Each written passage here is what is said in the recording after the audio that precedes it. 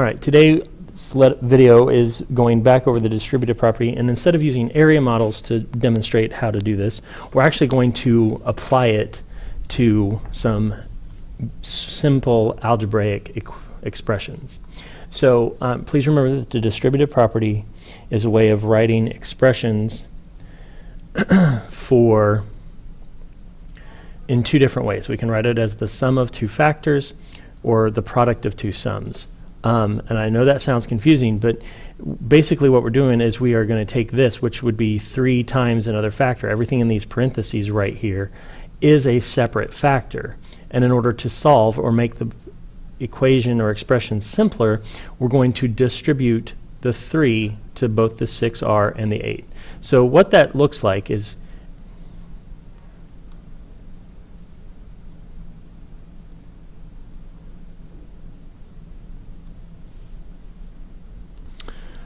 so we're going to take this expression and we're going to rewrite it as 3 times the quantity of 6r plus 8. And then what we're going to do is we're going to take the 3 and we're going to distribute it to the 6r and to the 8 and then rewrite it as a sum of two products. So what that means is we're going to take 3 times 6r, and that will be sorry, I had to clear my throat. That will be a 3 times 6r would be like 3 groups of 6r. And when I see a variable, I tend to think of objects instead of the letters, because sometimes that makes it a little easier. So 3 groups of 6r's would be 18r plus 3 times 8, which would be 24. So the answer to this question is 18r plus 24. Okay, so let's try that again. Let's take a look at this second expression and rewrite it as 3 times the quantity of 4 plus 3r. Now, in algebra, these things are called terms, and since this one has a variable r and the 4 does not, we can't combine them, so we have to treat it differently. And so this is why we use the distributive property. We're going to take this 3 and we're going to distribute it to the 4, and then we're going to distribute it to the 3r's. And what we are going to get from that is 3 times 4 equals 12, plus, put the plus sign in there, and then 3 times 3 groups of r. So 3 groups of 3r would be 9r.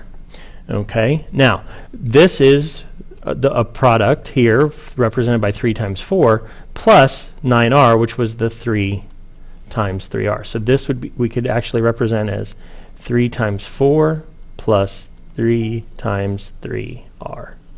Okay, so that's really what we're doing. We just simplified it down and combined these things out.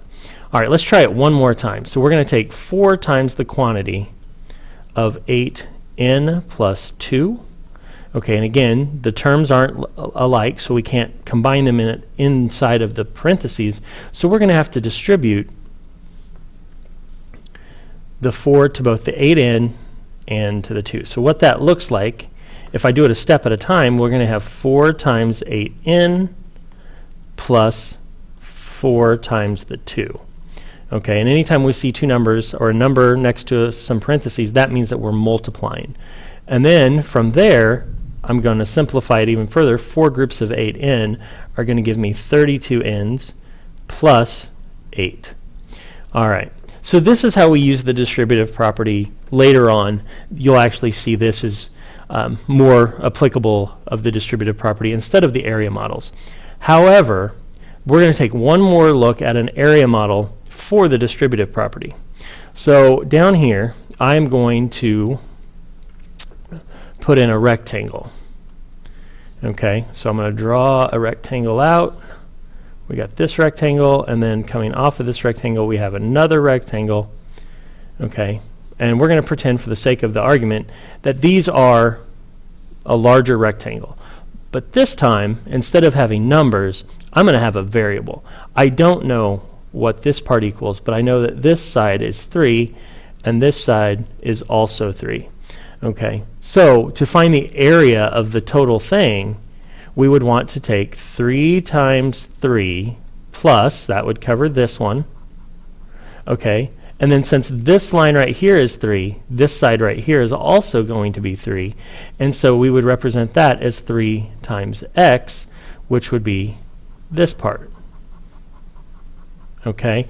Now, when we solve that, we get 9 here plus 3 times x would be 3x.